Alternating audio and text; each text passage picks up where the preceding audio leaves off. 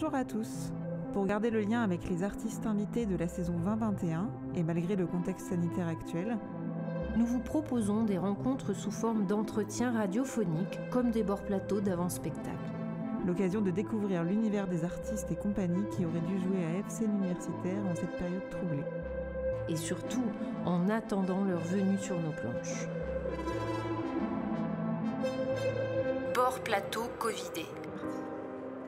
Bonjour, merci d'avoir accepté notre invitation. Difficile de cacher notre déception. Nous devions déjà vous accueillir avec votre projet Batman contre Robespierre le 25 mars dernier, mais le premier confinement est arrivé. Donc le deuxième spectacle de la saison concerné par une double annulation, j'ai envie de dire, vraiment très très frustrant, très très triste. Alors tout d'abord, pouvez-vous nous dire qui vous êtes ? Je suis Alexandre Marcof et je suis l'auteur et le metteur en scène du spectacle.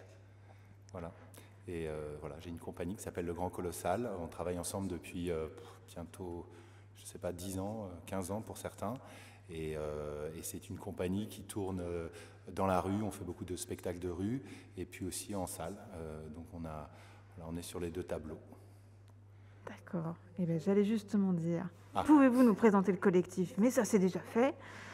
Je peux représenter le collectif, je peux m'étendre là-dessus. On a retrouvé des photos de nous il y a 15 ans, on était beaux, on était comme des enfants. Et voilà, donc on est en plein là-dedans. Je suis en train de refaire le site de la compagnie, donc on fouille dans les archives, on regarde un peu tout ce qu'on a fait, on va présenter tout ça joliment. Donc je peux parler du collectif.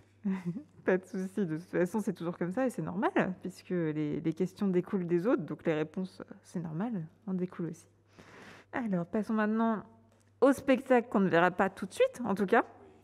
Est-ce que vous pouvez nous raconter un peu Batman contre Robespierre ? Qu'est-ce qui se cache derrière ce titre impertinent ? C'est quoi la fable ? Oui, c'est ça, c'est le mot, la fable. Au départ, en fait, ça parle... c'est une histoire assez ordinaire d'un type normal qui perd tout. Et en fait, effectivement, c'est une fable, c'est une transposition du livre de Job dans la Bible, dans l'Ancien Testament, où où le diable, en fait, l'histoire, c'est que le diable vient voir Dieu et Dieu lui dit, tu vois, tout se passe bien pour moi, les gens m'honorent, me respectent, etc. Regarde Job, par exemple, tout va bien pour lui et il me rend hommage tous les jours, etc. Et le diable lui dit, mais oui, mais c'est parce qu'il a tout, il a la richesse, tout va bien pour lui, c'est pour ça qu'il respecte les prescriptions que tu as fixées. Et donc Dieu lui dit, tu veux voir si c'est pour ça qu'il me respecte ? Eh bien regarde, hop, et puis donc du jour au lendemain, Job perd tout. Sa femme, sa fortune, ses enfants, etc. Et puis le diable revient le voir et Dieu lui dit, regarde Job, continue, il ne jure pas, il reste un homme bon et digne alors qu'il n'a plus rien, donc vous êtes bien la preuve que c'est pour moi qu'il se comporte, qu'il se comporte bien, c'est pas parce qu'il a tout. Et le diable lui dit, oui, mais c'est parce qu'il est encore en bonne santé. Mais en fait, s'il se mettait à souffrir, tu verras ce qui se passera. Donc Dieu, d'accord, et donc envoie à Job une maladie, un prurite, et ça le gratte, donc c'est vraiment infernal. Donc Job se gratte comme ça, et là l'histoire en fait commence. Le texte biblique commence, et il y a tout ses amis viennent le voir, et il y a toute une discussion pour savoir pourquoi Job est-il frappé comme ça de tous les maux, quoi. Et donc voilà, tous ses amis parlent à tour de rôle et chacun expose une théorie sur pourquoi est-ce qu'en fait il a fait le mal. Parce qu'en fait la question au cœur de ça, c'est est-ce qu'on peut, si Dieu est parfait, comment on peut comment le mal peut-il exister, comment l'arbitraire peut-il exister? Dieu étant parfait, dans ce cas, le monde devrait être parfait. Donc c'est quoi cette dissonance et tout? Et donc ils discutent, ils parlent, chacun adoptant une théorie. Certains commencent par dire oui, mais en fait tu as fait le mal sans t'en rendre compte. Et puis l'autre, oui, mais tu dis que tu n'as pas fait le mal, mais en fait c'est parce que tu crois ne pas avoir fait le mal et que tu te présentes comme quelqu'un de juste que tu as attiré sur toi la colère de Dieu. Et voilà. Et donc tout ça, ça discute, et à un moment, Dieu arrive et fait, écoutez, les amis, vous me fatiguez, je veux vous entendre, je suis en train de, vous allez me mettre en colère, en fait. Vous allez me mettre en colère parce que vous essayez d'expliquer ce que je veux, d'expliquer qui je suis, et en fait, vous n'en savez rien, vous n'en saurez jamais rien, alors taisez-vous. Voilà, il y a un texte magnifique, d'ailleurs, un très beau poème, dans lequel il dit où est-ce que tu étais quand j'ai créé le ciel, quand j'ai créé...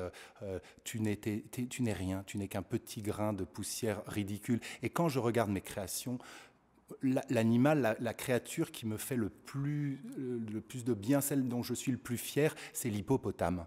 En fait, c'est pas du tout l'homme, le truc suprême dans la nature, c'est l'hippopotame, parce que regarde comment elle est. Et là, il y a une description qui est d'ailleurs très sensuelle, où il dit ses muscles sont comme des barres de fer. Enfin, il y a un truc très... l'imagination peut très facilement se laisser entraîner. Et voilà. Et il finit par dire, voilà, maintenant, vous rentrez tous chez vous, parce que sinon, je vais vous écraser tous. Taisez-vous. Ne parlez pas en mon nom. Et donc je trouve que, c'est un texte qui m'a beaucoup intéressé, qui m'a toujours plu. J'étais tombé dessus comme ça. Et l'idée, donc, ça a été d'en faire une transposition un peu profane, un peu avec un homme aujourd'hui, et où, en gros, l'enjeu, ce serait pas Dieu, mais ce serait la théorie, le monde libéral dans lequel on est, qui serait comme une sorte de religion, de doctrine, qu'on ne questionnerait pas. Et voilà, donc c'est l'histoire d'un type qui perd tout et qui ne questionne pas, qui ne se pose pas la question de pourquoi. Après, j'ai pris beaucoup de liberté et voilà, l'histoire de Job, quoi. Alors effectivement, il y a le titre aussi, Batman contre Robespierre, parce que finalement, il y a deux types de justice, deux idées de la justice qui sont souvent développées dans les théories, justement, en politique. Il y a une vision qui est d'ailleurs reprise beaucoup par les tenants du libéralisme aujourd'hui, et qui est développée chez des penseurs conservateurs depuis le XVIIIe siècle, les penseurs anglo-saxons, dans lequel en fait le peuple est un agrégat incontrôlable de gens, et donc la justice, c'est quelqu'un qui est fort, qui a le pouvoir. Donc on voit tout de suite l'image de Batman, et c'est vraiment ces films, cette culture populaire véhicule complètement cette idéologie, cette vision en fait de la justice, où la justice, c'est quelque chose qui est exercé par quelqu'un qui est au-dessus, qui est plus fort, qui a les pouvoirs, donc l'État, ou une forme qui s'affirme, et qui va frapper ceux qui contreviennent à la loi. Voilà. Bon. Donc ça, c'est une vision un peu hobbesienne de la justice. Et puis il y a aussi Rousseau, c'est un peu compliqué, c'est moins affirmé que ça. Si des étudiants en sciences politiques m'écoutaient, ils disaient oui, mais non, mais bon, grosso modo, je vais vite. Et puis il y a Rousseau, et donc Rousseau, Robespierre, parce que je voulais deux figures de justiciers, en quelque sorte, deux figures de personnes qui ont prétendu ou qui ont voulu incarner la justice et être des acteurs de cette justice. Donc Batman, ce personnage-là, et puis Robespierre, qui est un personnage quand même qui m'intéresse beaucoup aussi, que je trouve assez, beaucoup plus intéressant et beaucoup plus riche que ce qu'on en raconte aujourd'hui. Aujourd'hui, il est présenté comme un criminel, alors que en fait, c'est quand même, quand on regarde un peu les faits, largement faux. Et voilà, il a pris, tout le monde lui a tout mis sur le dos, en gros, et il a accepté. Parce qu'il avait comme ça une figure christique. Et donc Robespierre, lui, c'est plutôt cette justice dont parle Rousseau, et qui se traduirait par la liberté ne vaut rien sans égalité. Il faut de l'égalité, en fait. Il n'y a pas de justice sans égalité, et que du coup, la justice, c'est quelque chose qui émane du corps social de l'ensemble des individus. Et donc, il faut une société qui soit relativement homogène, avec des gens qui se connaissent, qui ont confiance les uns dans les autres, etc. Et donc, voilà, ça, c'est une autre vision de la justice qui serait finalement plus collective, plus prise en charge par le corps social. Et donc voilà, l'idée de Batman contre Robespierre, c'est que ce personnage-là, qui subit l'injustice, sans comprendre pourquoi d'ailleurs, sans avoir rien fait, il se trouve face à cette problématique de la justice, et c'était de suggérer les deux voies possibles, les deux options, les deux visions de la justice possible. Et dans le spectacle, il n'y a pas de Robespierre, en fait. À la fin, il y a Batman à un moment qui passe, parce que c'est volontairement une vision axée sur un seul point de vue, et très partial. Ça en fait d'ailleurs du coup une comédie, parce que c'est quand même une farce, donc il n'y a pas d'antithèse, quoi. Il y a la thèse et c'est tout. Et du coup, l'idée, c'est de frustrer justement le public, pour qu'ils se disent, bah alors, c'est quoi l'autre voie, quoi. Et cette autre voie, bah, elle n'existe pas, en fait. Enfin, dans le spectacle, et peut-être aussi dans notre société, on l'entend pas assez, elle n'est pas assez représentée, pas assez entendue. Donc voilà, pourquoi Batman contre Robespierre, un présent dans le spectacle et un absent. Donc à la fin, les gens disent, mais alors Robespierre dans tout ça, ben justement, il n'est pas là. C'était ça l'idée. Batman contre Robespierre. C'est l'histoire de Jean-Claude Barbès, 35 ans. C'est l'histoire d'une chute et d'une rédemption. Dans son travail de réhabilitation et d'insertion, Jean-Claude Barbès croisera la route de Batman. Mais il croisera également John Varenne, Michel Pernetti, Ahmed Molitor. Portés par l'esprit du siècle, ces gens, et bien d'autres encore, accompagneront Barbès dans sa chute. On les retrouvera dans une course infinie à travers les rues de la ville. Une course qui les conduira jusqu'au dernier endroit qu'il leur restait encore à découvrir, le bout de leur force. Nous assisterons à la chute d'un homme et offrirons au public les éléments de compréhension à même de lui offrir un récit édifiant dont il pourra tirer le meilleur et enrichir son expérience.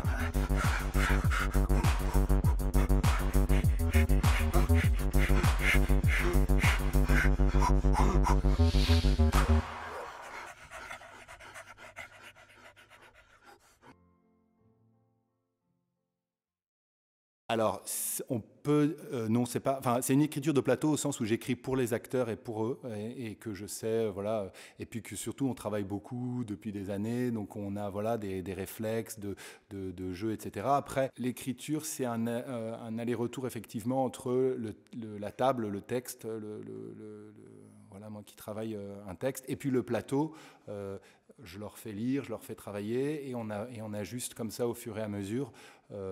Effectivement, et on travaille aussi, on fait beaucoup d'improvisation pour trouver des personnages, pour se mettre ensemble, voilà, pour trouver voilà, des choses qui peuvent sortir. Mais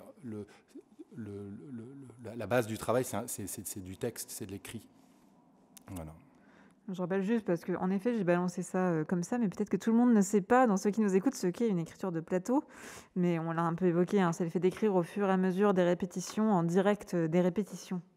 Voilà, effectivement, après, il y a plusieurs façons de procéder. Il y a des gens qui partent complètement des improvisations et qui laissent courir les improvisations et puis qui les structurent. Alors c'est un travail assez spécial et qui demande aussi beaucoup de temps, beaucoup de disponibilité. Et puis ensuite aussi, voilà, on peut aussi partir d'un texte et le faire évoluer. Enfin voilà, chacun a sa méthode, mais c'est vrai que la façon dont on procède dans la compagnie, c'est d'écrire au plateau, c'est-à-dire pour des acteurs au moment des répétitions, et de faire évoluer les situations au fur et à mesure, de couper, de rajouter, voilà. Et alors, écrire et mettre en scène ce qu'on écrit, est-ce plus facile que de s'emparer du texte de quelqu'un? D'où vient cette envie de faire les deux? Finalement. Je sais pas, j'ai jamais mis en scène enfin si, pour des amateurs, dans des ateliers, mais parce que moi, ce qui m'intéressait, c'était d'écrire. Et puis, comme j'arrivais pas à écrire sans les acteurs, du coup, je me suis retrouvé à écrire pour des acteurs. Et puis, une fois que le texte était là, voilà, quand on écrit pour des gens, on a aussi une image de l'ordre dans lequel les choses se font. Et finalement, assez spontanément, je me suis retrouvé à mettre en scène. Après, je trouve que le travail de mise en scène dans un monde parfait, dans un monde idéal, ça devrait ne pas exister, en fait. Enfin, je veux dire, ça devrait se trouver de soi-même, et les comédiens devraient être le plus autonome possible, en tout cas. Et j'aime beaucoup des compagnies comme le TG Stan ou qui travaillent sans metteur en scène, c'est-à-dire qui travaillent où les acteurs font eux-mêmes la dramaturgie, où les acteurs, par le fruit de leur discussion, de leur expérience, se répartissent eux-mêmes les rôles et finalement, à la fin des fins, quand le spectacle commence, c'est l'acteur qui est seul sur le plateau et c'est lui qui doit savoir les décisions à prendre et donc finalement, la mise en scène, ça consiste à apprendre à donner aux acteurs la possibilité de se passer de metteur en scène au final et de leur faire comprendre un mouvement, leur faire comprendre une idée de mise en scène, une idée directrice. Et puis ensuite, si les choses sont logiques et bien faites, après, il n'y a plus grand-chose à dire en tant que metteur en scène, quoi. Les gars, je suis là devant vous, debout devant vous, et je vous parle en faisant des gestes avec mes bras. Je vous dis quelque chose d'important et vous m'écoutez parce que vous êtes des pros, vous recevez les informations que je vous donne et vous comprenez ces informations en plissant légèrement les yeux parce que c'est important. Alors d'abord, je voudrais vous remercier. Pas simplement vous remercier en général, mais vous remercier chacun de vous en particulier. Je pense qu'on va faire un super boulot. Je sais qu'on va faire un super boulot et ça me fait très plaisir. Et je voudrais vous remercier. Non, merci à toi, tu fais un travail énorme. C'est toi qui fais un travail énorme. Je suis contente d'être là. En fait, j'arrive pas à y croire. Je sais pas comment dire ça. Je sens ça vraiment très fort. Moi aussi. Je ne pourrais pas faire ce que je fais si tu n'étais pas là. C'est complètement génial. L'objectif, c'est que les gens comprennent ce qu'on veut dire, qu'on emploie des images avec des phrases et des mots, et que les gens comprennent chaque phrase, chaque mot. Chaque étape de l'histoire doit apporter des informations pratiques au spectateur pour lui permettre de profiter et comprendre parfaitement nos intentions. C'est ça l'objectif.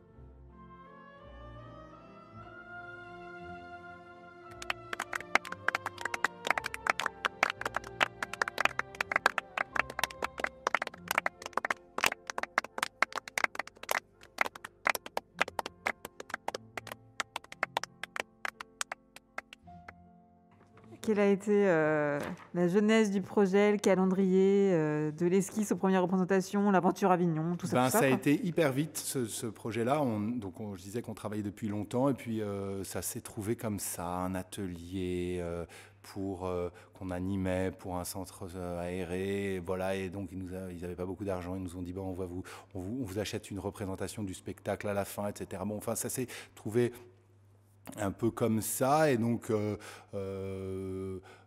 en quelques semaines, le projet s'est écrit et on l'a monté, on l'a joué, et puis ensuite il y a une autre coïncidence, c'est qu'une amie à moi avait s'occuper d'une cour à Aurillac, c'est-à-dire qu'à Aurillac, le festival délègue en quelque sorte à des collectifs des espaces. Donc c'était un immense parking et plusieurs compagnies s'étaient associées pour présenter dedans des spectacles. Voilà, donc ça se passe comme ça à Aurillac. Il y a des cours aussi.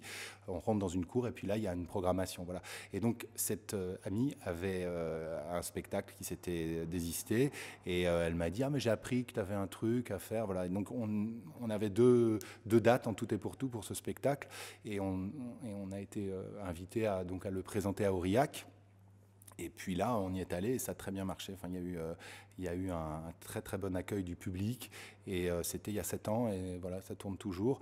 Donc on a fait, je sais pas, on doit être à 300 représentations. Après, on a joué donc beaucoup au départ en rue. C'est un spectacle aussi dont la mise en scène, voilà, et c'est un spectacle sur la pauvreté. Puis c'est aussi une marque un peu de fabrique, c'est-à-dire de la compagnie, on met l'acteur au centre. On n'utilise pas trop d'accessoires, pas trop de décors. Voilà, nous on aime bien les plateaux nus avec juste un acteur et qui va suggérer, mimer, qui va raconter aussi, qui va être un peu narrateur aussi de l'histoire. Ça, c'est dans Batman, vous verrez. Le décor se crée comme ça, ouais, on croise les doigts. Le décor se crée au fur et à mesure que l'histoire avance. Enfin, il est pris en charge par les comédiens, en quelque sorte. Et voilà, et donc voilà, et puis du coup ensuite on a tourné en salle puisque c'est un spectacle qui dès l'origine voulait être tout terrain, voulait pouvoir, voilà, j'en avais un peu marre aussi d'attendre des réponses de directeurs, de salles, de producteurs, de machin, et donc je me suis dit faisons un spectacle qui soit susceptible d'être joué absolument partout, dans un bar, n'importe où, dans la rue, voilà, donc du coup rien pour accessoires, on arrive les mains dans les poches et on le joue comme on raconterait une histoire, quoi. Et donc, et voilà, là, ça nous a permis de jouer, voilà, aussi bien en salle, dans des très grandes salles, que dans des campings et des salles des fêtes et dehors et dans des parcs. Enfin voilà, c'est un spectacle tout terrain. Est-ce que vous avez une préférence justement entre une grande salle de spectacle bien proprette, j'ai envie de dire, et un rapport au public un peu moins institutionnel ? C'est pas grave, on est une salle, mais vous avez le droit de le dire. Je vais pas faire mon démago en disant non, la rue c'est mieux. En fait, c'est différent. C'est très différent. C'est une autre écoute. En rue, c'est formidable parce qu'on a vraiment le tout venant et les gens passent et s'arrêtent et regardent. Et si ça leur plaît, ils restent. Si ça leur plaît pas, ils se lèvent, ils s'en vont. Il n'y a aucun problème. Et donc, c'est très vivifiant. On peut pas mentir. On peut pas avoir comme ça des postures et des choses comme ça. Ça marche pas. Il faut être efficace, il faut que ça marche, il faut que ce soit tout de suite honnête. Après, ça demande aussi techniquement de jouer autrement en fait. Et quand on est passé de la rue à la salle, on a eu un petit choc parce qu'on ne joue pas pareil en salle. Le public est captif, donc on peut prendre plus de temps. Et puis surtout, les mots sont enfermés dans l'espace de la représentation. Donc on est moins obligé de les envoyer. Il y a une énergie qui se place autrement. Donc pour ça, c'est très différent. Et c'est vrai que ça donne deux spectacles assez différents quand il est joué dans la rue. C'est une comédie incontestablement. Enfin voilà, les gens disent que c'est avant tout ce qui revient, c'est drôle, on s'est bien marré. Et quand on joue en salle, en fait, assez vite, aux 2/3 du spectacle, c'est plus drôle, en fait, ça devient autre chose, ça devient un peu grinçant, et l'aspect, la critique, en fait, se voit mieux, et donc il faut faire attention, justement, de jouer différemment pour que ça ne devienne pas lourdingue. Est-ce que, malgré le contexte, vous parvenez à vous projeter ? Est-ce que vous avez des projets ? On fait comme si de rien n'était, hein, sinon c'est pas marrant. Enfin, sinon on fait rien. Oui, on a des projets. On a un projet qui devait sortir au printemps de cette année. C'est notre prochain spectacle. Ça s'appelle Enterre-moi partout, et c'est une déambulation. On emmène le public dans une histoire d'une ville dans laquelle les éboueurs sont en grève. Donc voilà, il y a des ordures partout. C'est l'histoire d'un type qui devient responsable un peu malgré lui, qui veut partir au départ et puis qui se retrouve à rester et à être investi d'un pouvoir dont il ne veut pas. Mais comme voilà, c'est la chienlit, tout le monde a besoin de s'appuyer sur quelqu'un, quoi. On veut un chef en fait. Tout d'un coup, il faut qu'il y ait quelqu'un qui décide pour nous. Et donc comme si c'était une sorte de bouc émissaire, on lui dit bon c'est toi qui vas décider pour nous, et malgré lui. Donc voilà, c'est cette histoire-là qui est racontée, mais en déambulation, c'est-à-dire on va prendre le public, on va le scinder en plusieurs, et puis voilà, chacun suivra des différents axes de cette histoire, et ce sera un spectacle là pour le coup, un spectacle de rue, et exclusivement de rue. Merci d'être venu. Nous aussi, ça nous fait du bien de voir des artistes, même si on aimerait les voir dans d'autres circonstances. Et puis, on espère que ça aura donné envie encore plus de voir le spectacle quand ce sera possible à ceux qui nous auront écoutés.